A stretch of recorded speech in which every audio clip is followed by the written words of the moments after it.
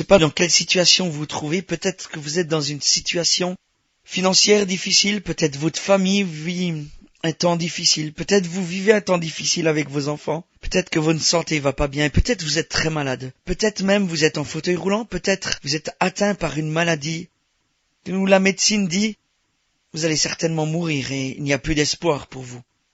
Mais je sais une chose. Je sais qu'il existe quelque part un Dieu pour qui rien n'est impossible. C'est un Dieu des miracles et des prodiges, et je crois qu'il est le même hier, aujourd'hui et éternellement. Son nom est Jésus. Il y a encore un espoir dans quelque situation dans laquelle vous vous trouvez maintenant. J'aimerais que vous le sachiez vraiment, avant que vous alliez plus loin dans l'écoute de cet enregistrement. Rien n'est impossible dans quelque situation dans laquelle vous vous trouvez. Je m'appelle Éric Pechin et je suis né dans les années 60, 67 exactement, dans le territoire de Belfort. Et mes parents étaient de jeunes garçons et jeunes filles qui se sont rencontrés. Mon père était un gars qui venait de l'industrie automobile et puis ma mère était d'une famille paysanne. Et là-bas, on n'a pas grand-chose d'autre à faire que de construire des voitures ou d'élever des vaches. Et puis mon père a trouvé ma mère sur un tas de fumier. Et comme on dit chez nous, plus le tas de fumier est gros et plus la fiancerie sera géniale. Et je pense que le tas de fumier était assez gros parce que ma mère était quelqu'un et est toujours quelqu'un de génial. Et ils se sont mariés. Mais la famille de mon père n'était pas d'accord avec ce mariage. Et des paroles de malédiction ont été données sur cette famille et ont été données sur le mariage de mes parents. Ils n'acceptent pas ce mariage. Et mes parents se sont mariés, je sais pas par quel bonheur, par quel miracle, 9 mois plus tard, je suis venu au monde. Et pendant même la grossesse de ma maman, quand ils allaient voir mes grands-parents, elle n'avait même pas le droit de s'asseoir. La place n'était pas pour elle. Parce qu'elle s'était mariée avec un homme qui était de l'industrie, pas un homme qui était d'une famille qui était plutôt riche. Et donc, des paroles de malédiction ont été données. Et moi, je suis né donc 9 mois plus tard et mes parents se réjouissaient de me voir venir au monde. J'étais le premier enfant de la famille et certainement le plus beau, puisque j'étais pas un essai, mais j'étais la première fabrication, quelque chose d'extraordinaire. Et quand je suis sorti du ventre de ma maman, j'étais donc handicapé avec les pieds beaux. C'est une déformation des jambes. Et j'ai dû subir plusieurs interventions chirurgicales. Et pendant plusieurs années, j'ai visité des longues visites à l'hôpital. Ça a été des temps difficiles où malgré que mes parents étaient chrétiens, ils croyaient en Jésus, ils savaient que Jésus guérissait et je savais que Jésus était tellement important et il faisait tellement de belles choses. Et pas simplement quand on lit la Bible, mais il les fait toujours aujourd'hui. Un enfant est arrivé tout déformé et puis qui a vécu pendant des années comme ça. Et c'était de la souffrance, pas simplement physique, mais c'était du rejet qui était là dans ma vie. Et je ne pouvais pas vivre avec ça. Et donc à l'hôpital, ça a été des temps où j'ai souffert dans mon cœur, dans mon corps. Et puis j'avais une jambe plus courte que l'autre avec 3 centimètres et plein de cicatrices. Et puis il y avait beaucoup de cicatrices dans mon cœur. Et vers l'âge de 8 ans, je me suis mis à marcher vraiment correctement et commencé à fréquenter l'école. Et là, c'était difficile aussi puisque les camarades d'école commençaient à se moquer et dire mais voilà le canard boiteux et toutes ces choses. Et je souffrais aussi dans mon cœur et j'ai entretenu du rejet dans ma vie. J'ai entretenu de l'amertume. Et très tôt, je crois que j'avais ces choses-là qui étaient accrochées à moi. Et j'en voulais beaucoup au Seigneur. Et j'en voulais même à mes parents de m'avoir fait naître comme ça, malgré tout l'amour que je leur porte. Et puis j'ai appris à vivre avec cet handicap. Et j'ai commencé à reprendre une scolarité normale, malgré que j'ai loupé de nombreux mois. J'ai commencé une formation professionnelle et là j'avais les meilleures notes. Et des notes extraordinaires. Et puis alors j'ai dû choisir un peu ce que je voulais faire. J'avais dans mon cœur, je voulais devenir électronicien. Et dans notre région, comme je l'ai dit au départ de ce témoignage, tu pouvais être ou alors paysan ou alors fabricant de voitures chez Peugeot pour ne pas nommer cette marque. Fantastique, n'est-ce pas? Et donc j'ai choisi de travailler dans l'automobile, à me résigner à travailler comme électricien auto. Alors j'ai fait ces formations et j'étais vraiment le meilleur. Et quelques mois après le début de cette formation, mon pouce sur ma main gauche a commencé à grossir et jusqu'à devenir jusqu'à 8 cm de circonférence. Je sais pas si vous voyez la largeur que ça fait. Prenez un double centimètre maintenant de couture et regardez ce que ça peut représenter. Et puis on a pris un rendez-vous vers le chirurgien qui m'avait toujours opéré les pieds. Et puis là, le chirurgien m'a dit qu'il pouvait rien faire et il nous a envoyés sur Lyon. Et on a pris un rendez-vous à Lyon et on a été balancé sur un autre hôpital, spécialiste de la main. Mais entre-temps qu'on ait ce rendez-vous, c'est un rendez-vous qui a pris quand même plus d'un mois, même en urgence. Mes jambes avaient été touchées par cette maladie qui était inconnue. Et je suis arrivé donc vers ce chirurgien, ce professeur en médecine, avec des béquilles, et je marchais avec des béquilles. Et là, on m'a gardé pendant 15 jours, une première session de 15 jours. Et à l'hôpital, on m'a fait tout un tas d'examens et on a décelé rapidement une décalcification des os. Une maladie qui s'appelait une spondyliarthrite ankylosante. Un bon gros mot que je ne veux plus entendre aujourd'hui. Et donc, c'était les os qui tombent en miettes et puis qui se solidifient et une atrophie des muscles et tout plein de choses comme ça. Et mes parents étaient dépités et je suis rentré à la maison après tout un tas d'examens. On arrivait près d'un temps de Noël. Et le jour de Noël, 1982, j'ai été mis dans un fauteuil roulant. Impossible de marcher. Avant ça, je me traînais par terre et j'attrapais les pieds des meubles pour me déplacer. Et mes parents voyaient ce spectacle, devaient me porter pour me mettre dans le bain le matin et pour aller aux toilettes. Et j'étais dans un état où tout mon corps était touché. J'étais arrivé dans un état, dans un moment où ma colonne vertébrale était touchée sur 15 centimètres. J'avais les os en miettes. Et là, j'avais beaucoup de révolte contre le Seigneur.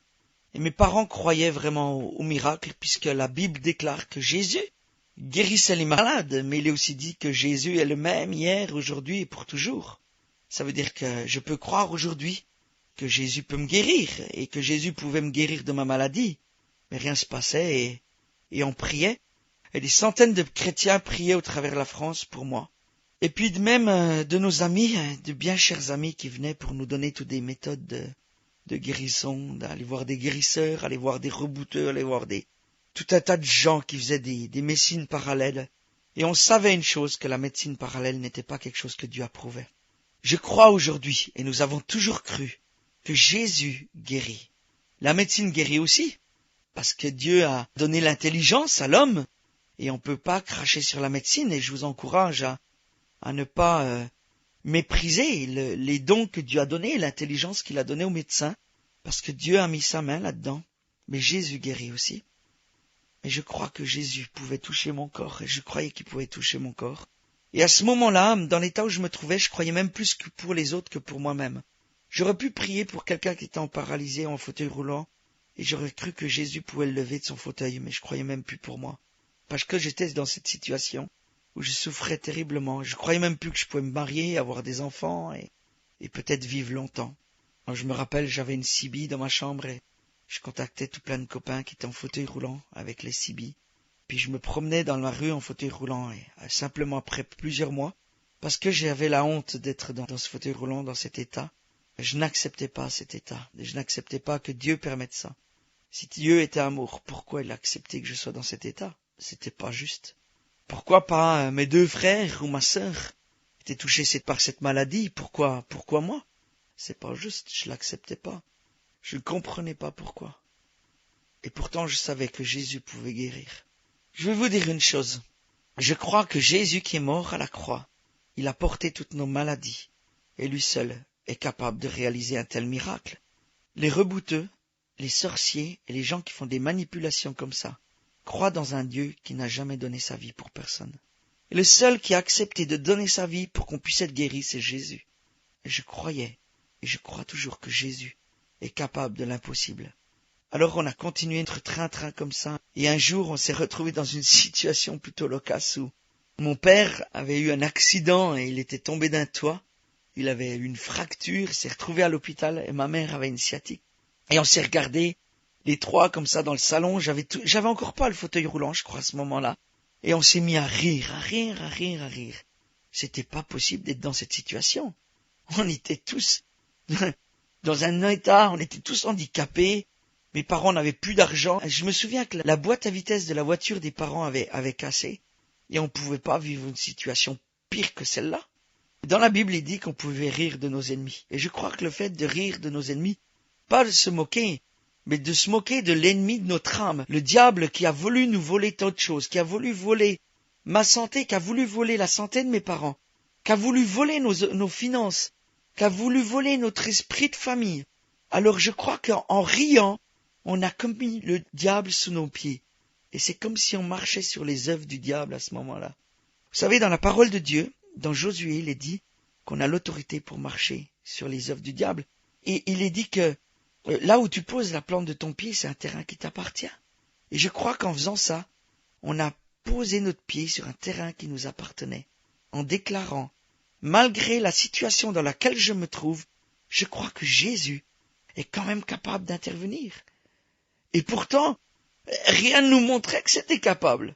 On ne pensait pas que c'était capable. On ne pensait pas que c'était possible qu'il y ait un changement.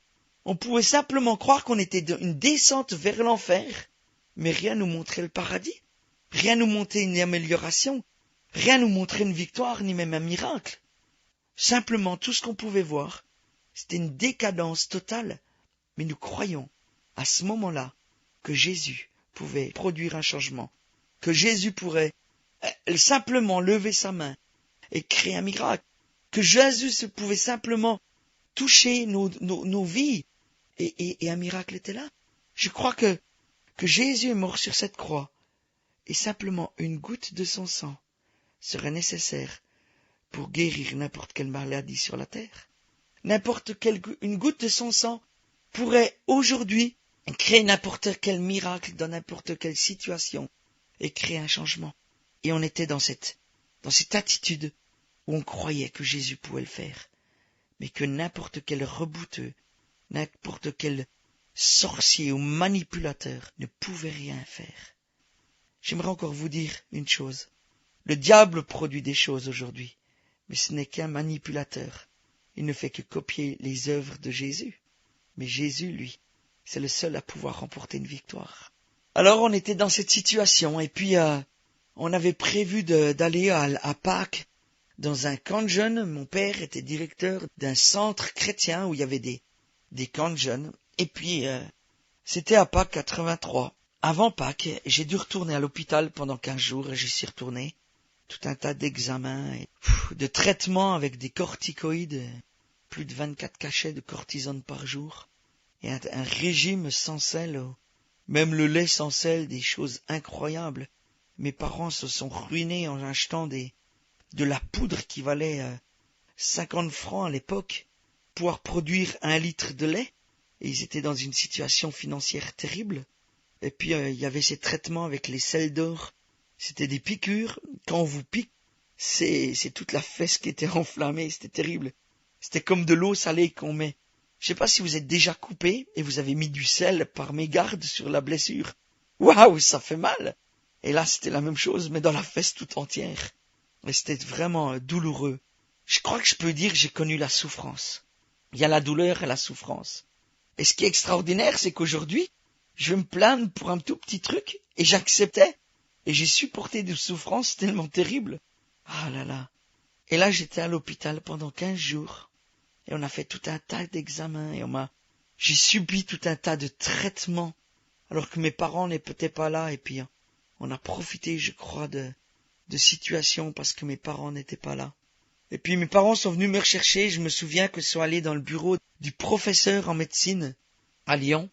Et quand ils sont sortis du bureau, ils pleuraient. Je savais pourquoi ils pleuraient. Parce que quelques jours avant, le médecin est venu vers moi. Et ce professeur m'a dit, Eric, je vais te dire la vérité, tu pourras jamais plus marcher de ta vie. Et toutes les larmes de mon corps ont coulé. J'avais 15 ans. J'avais 15 ans, et on me dit que je peux plus marcher toute ma vie. J'avais un rêve, c'était de pouvoir faire des comédies musicales. Et quelque temps avant d'être malade, j'avais un rôle principal dans une comédie musicale où je chantais. Je savais que je pourrais plus le faire. J'aimais beaucoup jouer de la guitare et tous mes frères et sœurs sont musiciens. Et c'était une des forces de notre famille, c'est qu'on faisait de la musique ensemble. Et le diable voulait nous voler toutes ces choses. Et je pleurais vraiment sur mon lit d'hôpital. Et puis mes parents sont sortis du bureau du professeur en pleurant. Le professeur leur a dit, Eric marchera plus jamais de sa vie. On ne savait pas combien de temps j'allais vivre encore. Et dans la voiture, en rentrant de Lyon à Montbéliard, presque 500 kilomètres, à l'époque, il n'y avait pas toutes les autoroutes comme maintenant. On prenait les nationales. Et on avait prêté une voiture à mes parents, parce qu'ils avaient plus de voiture. On était vraiment dans une situation terrible. Et dans cette voiture, on se retenait de pleurer, on se retenait de parler de ça. Est-ce que le professeur vous a parlé? Oui, oui, le professeur nous a parlé, m'ont répondu les parents. Mais on parlait pas de la situation. On aurait dû certainement arrêter la voiture et on aurait fondu en sanglots. Et puis on s'est préparé quand même pour aller à Scandion, donc à Valence. Et puis c'était à Pâques 83. Et mon père avait acheté un de ces vieux bus Mercedes panoramiques des années, 70, un vieux truc qui était génial. Tout repeint bleu. Je pense que c'est un bus qu'utilisaient les hippies à l'époque. Et puis il fallait surtout pas me trimballer avec mon fauteuil roulant et toute ma maladie. Dans ce bus, c'était dangereux pour moi. Et puis j'avais des appareils qui tenaient mes membres, mes mains, mes jambes, ma colonne vertébrale, et je vous rappelle où il y avait 15 centimètres qui étaient tassés. Et puis la nuque, il y avait des appareils qui étaient prévus pour ça. Puis pour pas que mes membres se recroquevillent, et j'étais dans ce bus. Pendant je sais pas combien d'heures, il roulait pas très très vite. Et puis on allait vers le centre de vacances, et je me souviens quand tout le monde est sorti du bus, et puis c'est comme on m'avait oublié dans le bus. C'était comme des blessures de rejet, alors c'était pas très grave. On m'a pas sorti tout de suite. Je sais pas si vous voyez la situation. Et puis le samedi a passé, comme ça on est arrivé le vendredi soir, et puis c'était le début du camp. Et puis donc le week-end de Pâques, 83.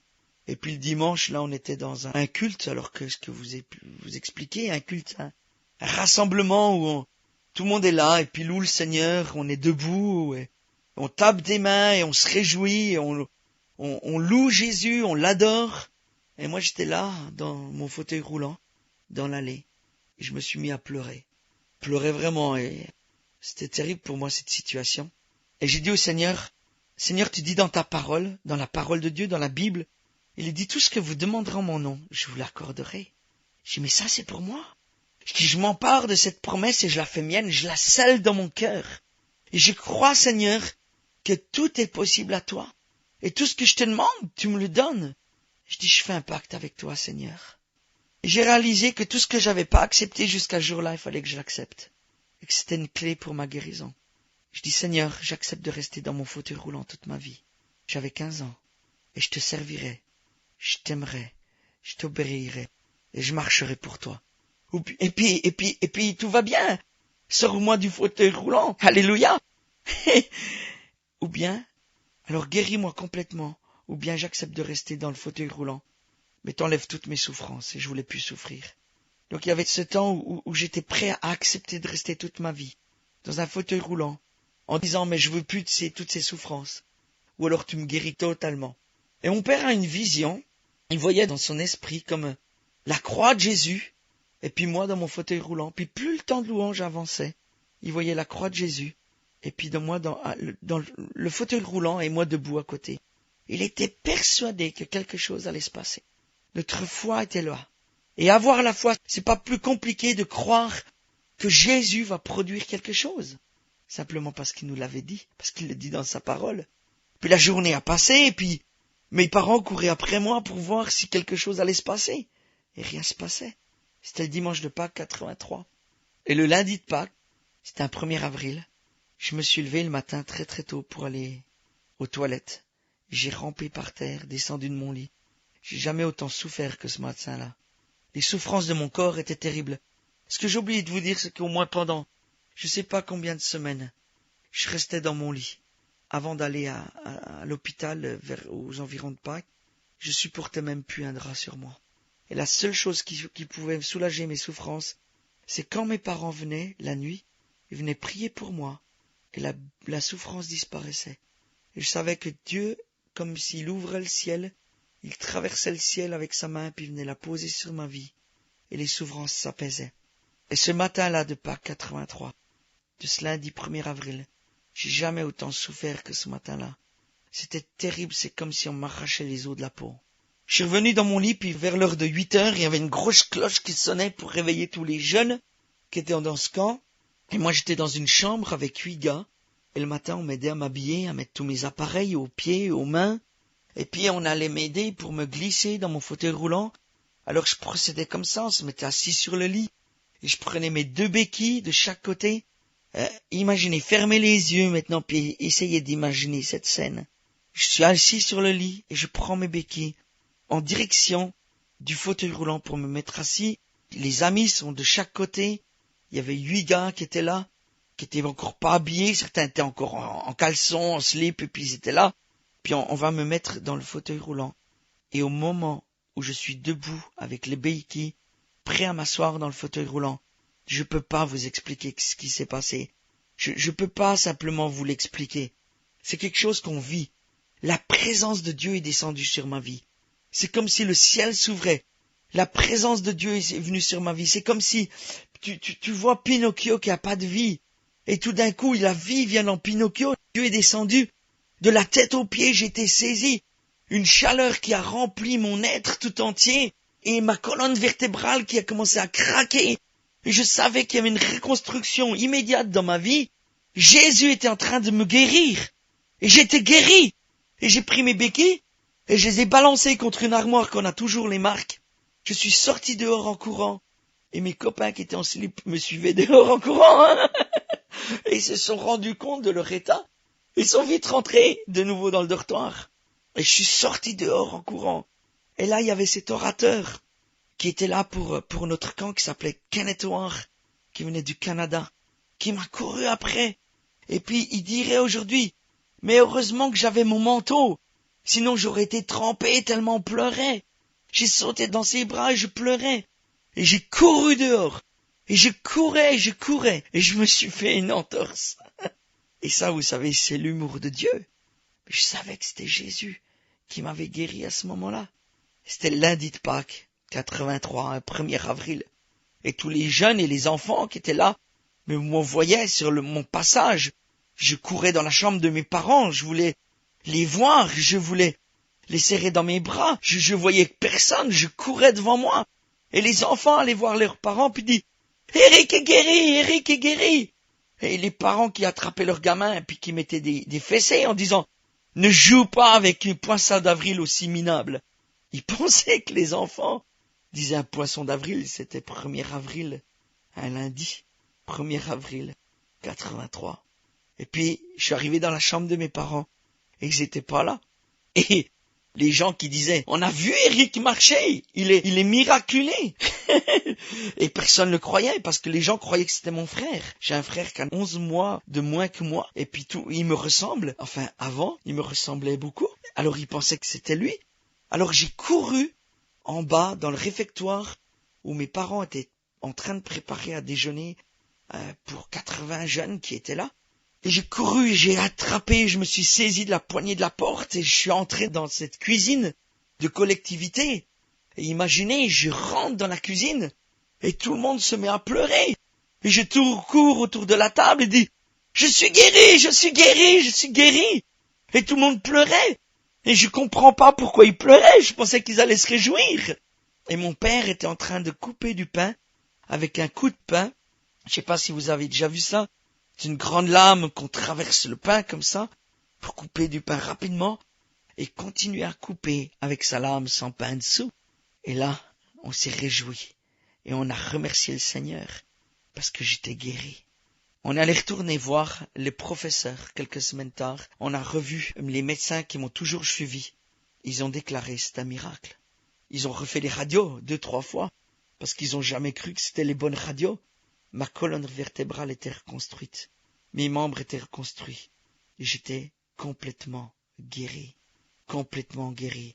Vous savez, il y a un verset dans la Bible qui dit que sa main n'est pas trop courte pour accomplir les promesses que Jésus a déclarées. Il a déclaré des promesses sur ma vie. Mais Dieu n'a pas une grâce exceptionnelle ou extraordinaire pour Éric Pochin. La même grâce, elle est vraie, elle est là pour chacun d'entre nous. J'aimerais te dire aujourd'hui, toi qui écoutes cet enregistrement, et je ne sais pas toujours pourquoi tu es en train d'écouter ça, mais je sais une chose, que si aujourd'hui tu es malade, alors pose ta main là où tu es, et crois que Jésus peut te guérir. Et je vais prier maintenant avec toi, et crois que Jésus est en train de te guérir. Il y a une intention de Dieu, c'est de te guérir. Pourquoi? Parce que Jésus t'aime. Et peut-être jamais personne te l'a dit. Et peut-être que jamais personne t'a dit je t'aime. Une chose, c'est que les gens ont toujours vu mon miracle comme quelque chose d'extraordinaire. Mais je peux vous dire que c'est 25% du miracle que Dieu a produit. Les 75%, c'est qu'il a guéri mon cœur qui était meurtri. Et la seule chose qui a permis que je sois guéri dans mon cœur, c'est que je pardonne. Je pardonne. Et je dis, Seigneur, je te demande pardon, parce que je me suis rebellé contre toi. Je te demande pardon parce que je me suis levé contre toi, toi qui avais l'intention de me guérir. Alors j'étais complètement guéri. Peut-être qu'aujourd'hui, vous avez quand même vos 2 jambes, vos 2 bras, et souvent, sur vous en tant que Français, on est toujours insatisfait, on râle toujours de tout, on n'est jamais satisfait. Et dans les situations difficiles où on se trouve, on se rebelle même contre Dieu. Mais vous avez vos 2 jambes et vos 2 bras. Vous avez peut-être pas un handicap lourd, vous qui m'entendez aujourd'hui. Alors soyez reconnaissants, simplement que vous pouvez marcher, que vous pouvez vous servir de vos mains, de vos bras, pour exécuter ce que vous avez à faire, pour pouvoir donner des caresses à vos enfants. Peut-être que vous pouvez vous réjouir aujourd'hui du fait que vous pouvez entendre le chant des oiseaux, ou simplement vos enfants, la voix de vos enfants, que vous pouvez les voir avec vos yeux. Mais tous n'ont pas cette chance-là.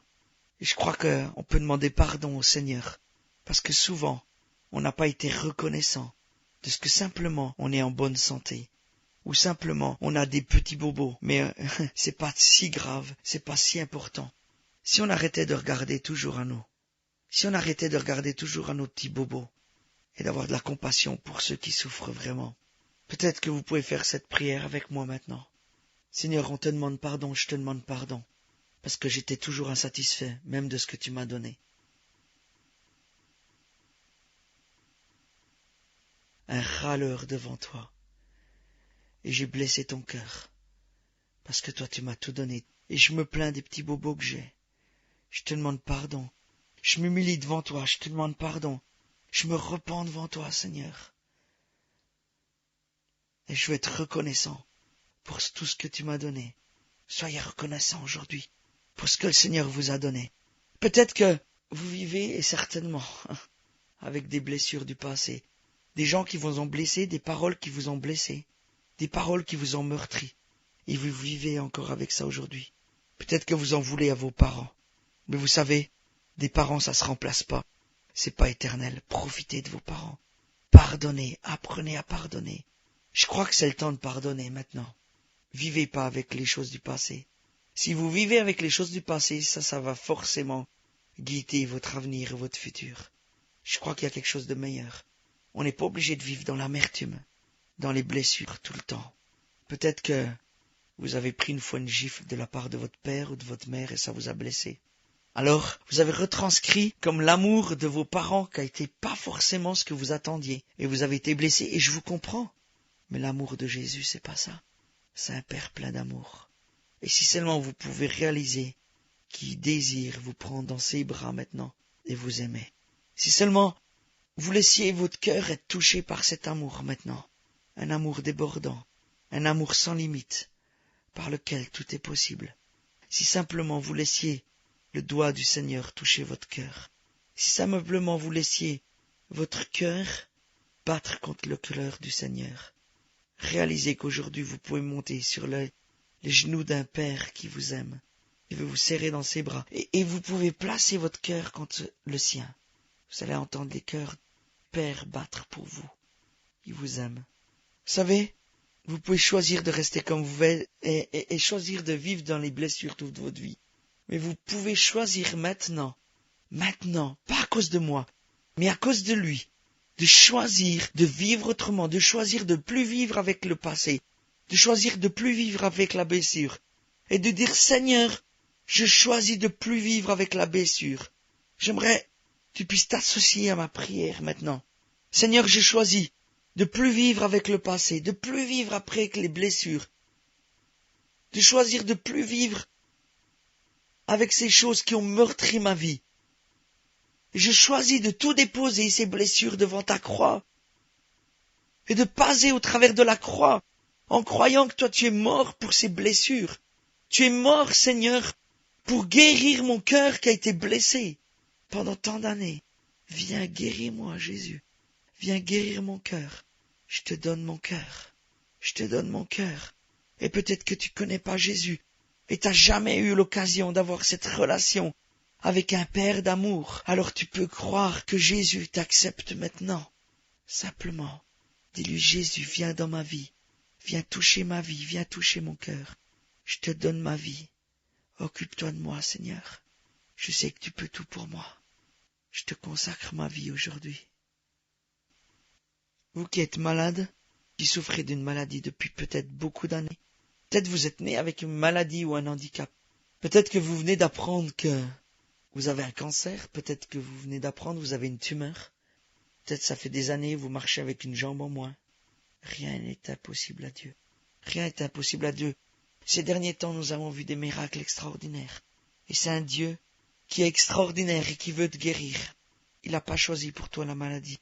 Il a choisi le meilleur pour toi. J'aimerais que tu puisses poser ta main là où tu as mal. Poser ta main là où ton corps te fait mal. Et je veux prier pour toi. Seigneur, tu dis dans ta parole que nous, par tes meurtrissures, l'endroit où tu as été cloué sur cette croix, où ton sang a coulé, où tu as souffert pour nous, tu as dit, par mes meurtrissures, vous êtes guéris. Et tu as dit, posez les mains sur les malades et ils seront guéris. Alors, nous posons la main là où nous sommes malades maintenant. Et nous déclarons que nous sommes guéris. Et nous disons à la maladie, nous brisons la maladie maintenant dans le nom de Jésus. Et nous disons à la maladie, tu sors de mon corps, sors de ma vie. Tu sors, tu dégages dans le nom de Jésus. Je proclame que toi, Jésus, par tes meurtrissures, je suis guéri. Par tes meurtrissures, je suis guéri. Je crois que Jésus vous touche à cet instant, qu'il est un Pierre plein d'amour et qui vous aime. Et si vous avez besoin de plus, et si vous avez besoin d'aide, alors vous pourrez trouver un site internet qui est le www.louange.info et vous avez nos coordonnées. Appelez-nous et nous vous donnerons un contact dans la région où vous vous trouvez. Quelqu'un pourra venir vous visiter, quelqu'un pourra venir prier pour vous. Sachez une chose, c'est que Jésus vous aime.